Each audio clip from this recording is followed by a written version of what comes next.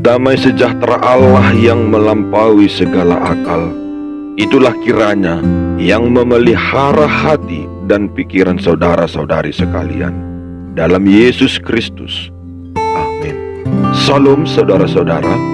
Firman Tuhan yang menjadi khotbah pada Minggu tanggal 23 April 2023 tertulis di dalam 1 Petrus pasal yang ke-1 ayatnya yang ke-17 sampai ayat yang ke-23. Demikian pembacaan firman Tuhan.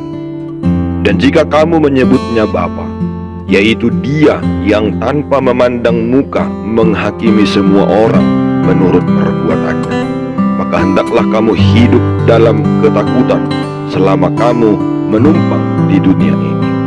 Sebab kamu tahu bahwa kamu telah ditebus dari cara hidupmu yang sia-sia, yang kamu warisi dari nenek moyangmu itu, bukan dengan barang yang fana, bukan pula dengan perak atau emas, melainkan dengan darah yang mahal, yaitu darah Kristus, yang sama seperti darah anak domba yang tak bernoda dan tak bercacat.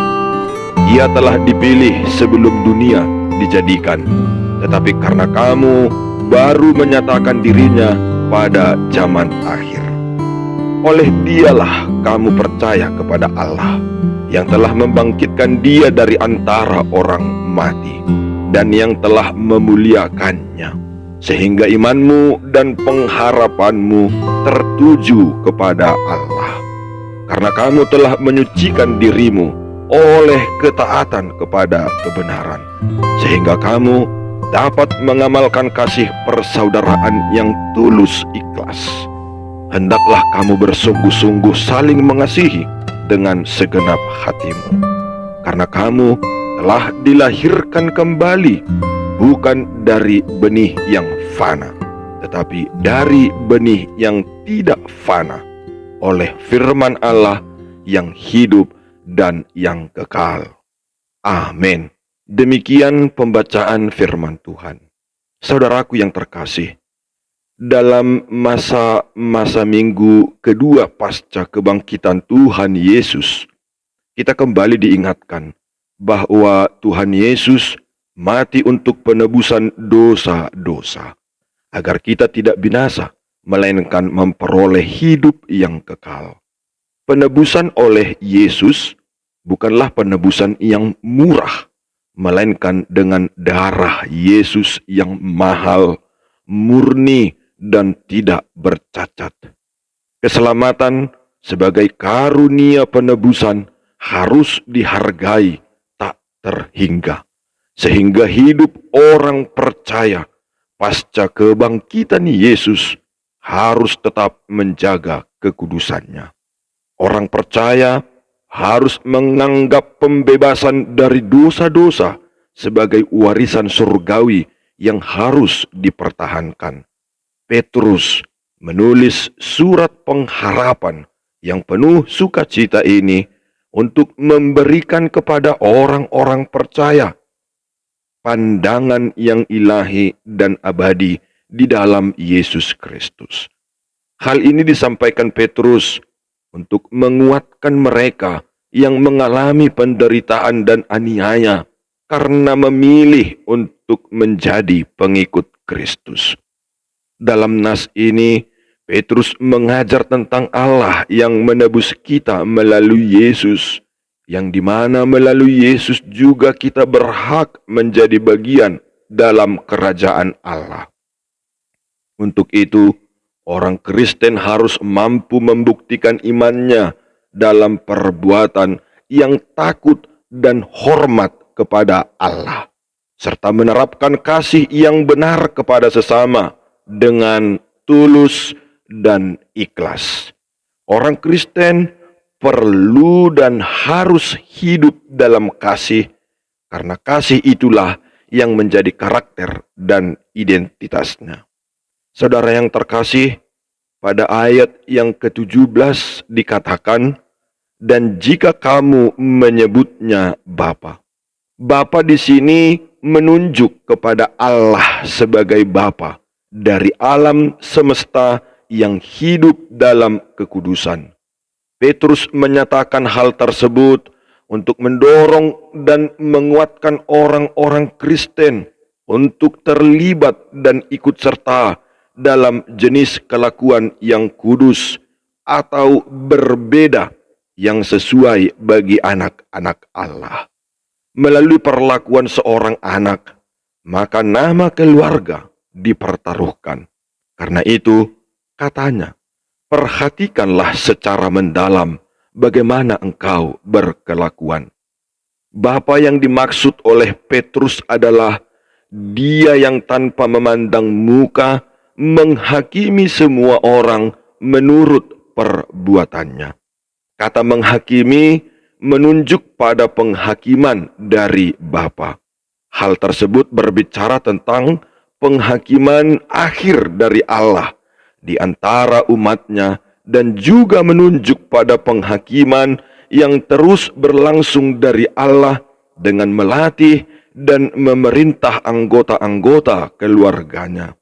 Ia mengasihani semua anak-anaknya dan menyediakan keselamatan untuk semua, sehingga keselamatan itu tetap akan menjadi bagian mereka yang merespon kasih Allah dengan hidup dalam kehendak dan perintah Allah. Kasih Allah selalu digambarkan sebagai kasih yang tidak tergantung dari kehidupan dari orang yang dikasihi. Karena itu, sering diartikan sebagai kasih walaupun. Artinya, Allah tetap mengasihi kita, walaupun kita tidak layak dikasihi. Maka hendaklah kamu hidup dalam ketakutan selama kamu menumpang di dunia ini. Petrus mengingatkan bahwa di dunia ini kita hanya tinggal sementara dan karena itu disebut menumpang.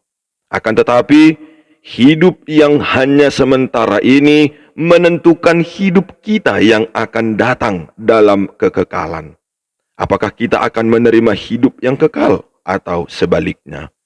Agar beroleh hidup kekal itu, Petrus mengatakan agar kita hidup dalam ketakutan.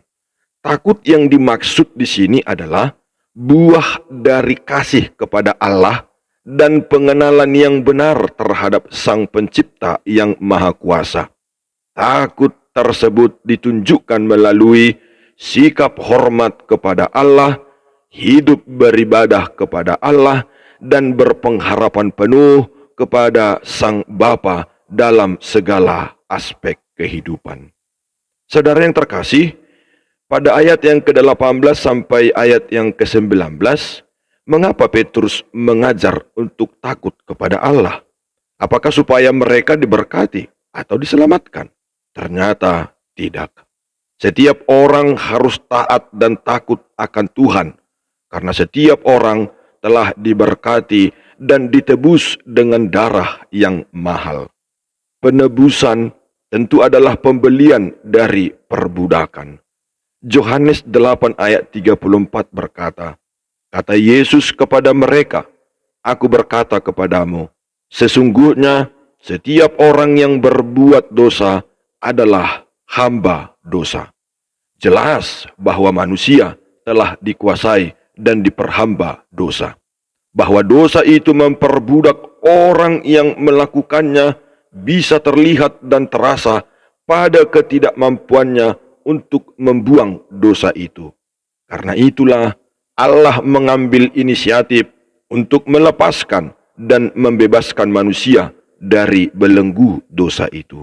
Dengan demikian, Allah mengutus anaknya yang tunggal sebagai korban dalam penebusan itu. Karena hanya dengan cara demikianlah manusia layak menjadi hamba Allah dan lepas dari genggaman iblis. Penebusan yang dimaksud Petrus adalah penebusan dari cara hidupmu yang sia-sia yang kamu warisi dari nenek moyangmu. Ini jelas menunjuk kepada kehidupan yang berdosa, dan kata sia-sia menunjukkan bahwa kehidupan, tingkah laku yang kosong, bodoh, dan tidak berguna, penuh dengan harapan yang sia-sia, rasa takut yang sia-sia, keinginan yang sia-sia dan tidak ada gunanya di hadapan Tuhan. Manusia ditebus bukan dengan barang yang fana, bukan pula dengan perak atau emas, melainkan dengan darah yang mahal, yaitu darah Kristus yang sama seperti darah anak domba yang tak bernoda dan tak bercacat. Ini menunjukkan bahwa tidak ada yang bisa menebus kita dengan sempurna dari dosa, kecuali darah dan pengorbanan Yesus. Ini menunjukkan bahwa Kristus merupakan penggenapan dari domba korban dalam perjanjian lama, khususnya domba Paskah. Namun, pengorbanan Yesus sempurna dan hanya berlaku untuk selamanya, serta memberikan jaminan kehidupan dan keselamatan yang kekal. Selanjutnya, saudara yang terkasih, pada ayat yang ke-20 dikatakan, Ia telah dipilih sebelum dunia dijadikan. Yesus adalah rencana kekal Allah. Sebelum penciptaan dunia, Yesus ditentukan untuk pekerjaan yang diberikan kepadanya untuk dilakukan. Kadang-kadang, kita cenderung berpikir tentang Allah yang mula-mula sebagai pencipta dan lalu sebagai penebus. Mungkin kita berpikir bahwa Ia menciptakan dunia ini dan lalu pada waktu ciptaan menjadi kacau, Ia mencari jalan untuk menyelamatkannya, dan jalan itu adalah Yesus Kristus. Tetapi di sini kita mendapatkan gambaran bahwa rencana penebusannya bukanlah merupakan suatu tindakan darurat yang terpaksa Ia lakukan pada waktu kehidupan ciptaan menjadi kacau. Rencana penebusan Allah sudah ada sebelum penciptaan. Inkarnasi, kematian, dan kebangkitan Yesus bukanlah merupakan akibat atau hasil dari perubahan rencana untuk menghadapi keadaan yang tadinya tidak terlihat. Hal-hal itu dilihat lebih dulu dan ditentukan lebih dulu dalam rencana kekal Allah. Selanjutnya, pada ayat yang ke-21 berkata, oleh Dialah kamu percaya kepada Allah. Kita tidak bisa percaya kepada Allah dan tidak bisa menerima anugerah keselamatan yang kekal itu tanpa melalui Kristus. Karena itu, baiklah kita mengingat bahwa Kristus tidaklah secara sia-sia disebut sebagai gambar Allah yang tidak kelihatan. Nama atau sebutan ini diberikan kepadanya untuk alasan ini, karena tidak ada yang dapat sampai kepada Allah kecuali melalui Yesus. Dan hanya Kristus sendirilah yang bisa menenangkan hati nurani kita, sehingga kita berani datang dengan yakin kepada Allah dan menjadi anak-anak Allah.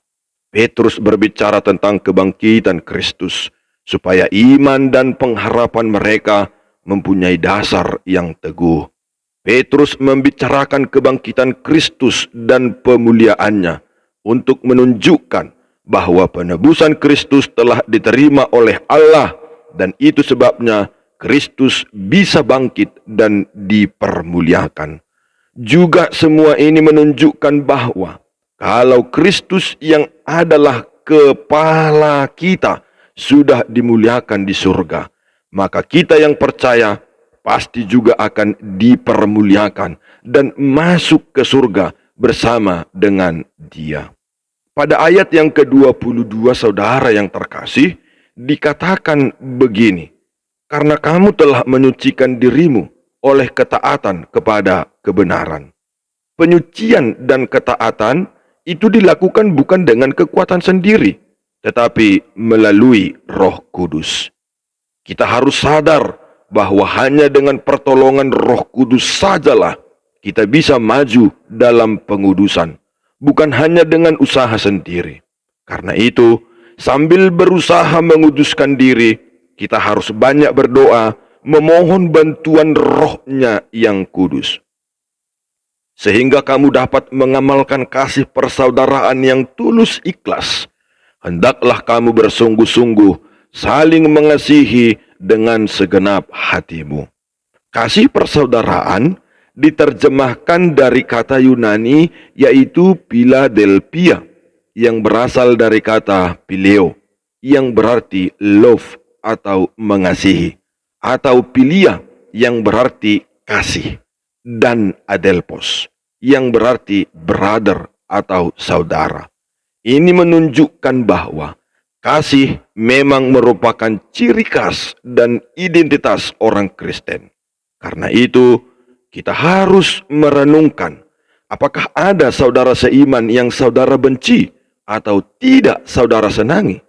Ingat bahwa Tuhan tidak sekedar berkata, "Janganlah saling membenci," tetapi Yesus berkata, "Hendaklah engkau saling mengasihi." Banyak orang mengasihi, tetapi hanya dari luarnya saja. Seperti wajahnya tersenyum, kata-katanya ramah, dan sebagainya. Sedangkan hatinya sama sekali tidak mengasihi. Ini adalah kasih yang munafik, yang tentu saja sebetulnya bukan kasih. Atau ada juga orang yang mengasihi dan mau berbuat baik kepada orang lain, asal itu mendatangkan keuntungan bagi dirinya sendiri. Ini adalah egoisme yang berselubungkan kasih. Kasih yang dimaksud Petrus di sini adalah kasih yang tulus ikhlas. Petrus melanjutkan, "Hendaklah kamu bersungguh-sungguh saling mengasihi dengan segenap hatimu." Petrus berpindah dari phileo atau philia kepada agapao atau agape. Agape merupakan kasih yang paling mulia, sebab identik dengan kasih Allah, lahir dari Allah, dan Allah sendirilah kasih itu. Serta pada ayat yang terakhir, ayat yang ke-23 dikatakan, "Karena kamu telah dilahirkan kembali bukan dari benih yang fana." Kelahiran baru ia jadikan suatu alasan lain mengapa kita harus menguduskan diri. Bukan dari benih yang fana atau benih yang bisa rusak, busuk, atau mati. Benih yang benar, yang dari Allah, merupakan elemen kasih karunia yang perlu untuk kehidupan, sifat atau kecenderungan yang baru, gambar Allah yang dipulihkan atau diperbaiki. Benih yang tidak fana itu adalah firman Allah yang hidup dan yang kekal. Saudara yang terkasih, ada dua perenungan yang boleh diambil melalui firman Tuhan ini. Pertama, sebagai orang-orang Kristen, tidak ada alasan bagi kita untuk mengatakan bahwa kasih Allah itu belum sempurna bagi kita. Mengapa? Karena untuk membuktikan betapa besar kasih-Nya kepada kita, tidak hanya berkat saja yang Dia anugerahkan kepada kita, namun anak-Nya yang tunggal pun Dia korbankan demi keselamatan kita. Yang perlu kita pertanyakan adalah, apakah yang telah saya korbankan untuk Tuhan selama saya mengenal Tuhan? Sebenarnya Allah tidak menuntut banyak hal dari kita. Allah menginginkan kita untuk setia, mempertahankan jati diri, mempertahankan identitas, dan mempertahankan karakter kita sebagai pengikut Kristus, yaitu hidup di dalam kasih. Yang kedua, kasih dan kebaikan Tuhan melalui penebusan hidup kita hendaklah dijadikan sebagai dasar untuk bersifat takut dan hormat akan Dia. Penebusan Allah sudah sempurna melalui penderitaan dan kematian Yesus. Allah melakukan semua itu sudah di dalam rencana awal dengan Dia sebagai Sang Penebus sekaligus sebagai Sang Pencipta. Yesus sudah ada sebelum dunia dijadikan, dan itu adalah pokok iman Kristen. Penebusan itu pun harus dijaga dengan terus menyucikan diri, sehingga hidup kudus bukan pilihan, melainkan cara hidup orang-orang Kristen yang telah menerima anugerah Allah. Perubahan status dari yang terbelenggu dosa menjadi orang-orang merdeka haruslah diteguhkan dalam mempertahankan kekudusan itu dan diwujudkan dalam sikap hidup yang berbuah dengan menyebarkan kasih persaudaraan bagi sesama. Kasih ini diminta tulus ikhlas dengan bersungguh-sungguh, tidak boleh berpura-pura, dan untuk mementingkan atau mengambil keuntungan diri sendiri. Kerelaan berkorban sama seperti kasih Yesus yang dinyatakan di kayu salib. Dengan demikianlah kita membuktikan bahwa terjadinya kelahiran baru dengan perubahan, dan buah-buah itu berasal dari benih yang bukan fana, yakni firman Allah yang dikaryakan melalui kuasa Roh Kudus. Amin. Mari kita berdoa. Bapa kami yang di surga, terima kasih telah menebus segala dosa yang telah kami perbuat selama ini. Melalui penebusan yang kami terima, kami anak-anak Tuhan telah dilahirkan kembali. Mampukan kami untuk menjadikan hidup kami menjadi persembahan yang hidup dan yang kudus kepadamu. Berkati kami sekalian yang telah mendengar dan menerima pemberitaan firman-Mu, agar hidup kami seturut kekudusan Allah. Kami berdoa bagi para pendengar dan penerima firman-Mu yang sedang dalam keadaan sakit penyakit dan di dalam pergumulan hidup, agar melalui kuasa firman Tuhan mengalami kesembuhan. Di dalam nama Yesus Kristus. Amin.